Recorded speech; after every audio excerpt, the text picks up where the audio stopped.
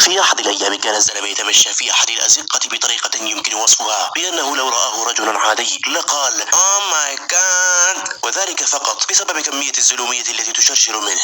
وفي أثناء سيره لاحظ ذلك الزقاق الذي كان عنده عبارة تقول يمنع الدخول لمن لا شأن له. وبما أنه زلمة ابن زلمة قرر أن لا يدع فضوله يتغلب عليه وأكمل طريقه.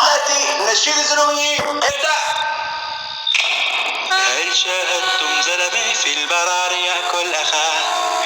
هل شاهدتم يوما زلمة عض يدا ترعاه؟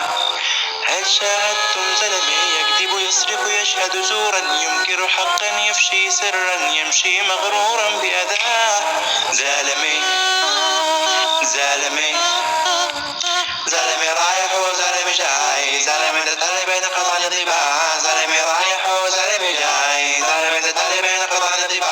هل شاهدتم زلمة في البرار يأكل أخاه؟ هل شاهدتم يوما زلمة عض يدا ترعاه؟ هل شاهدتم زلمة يكذب يسرق يشهد زورا ينكر حقا يفشي سرا يمشي مغرورا بيداه؟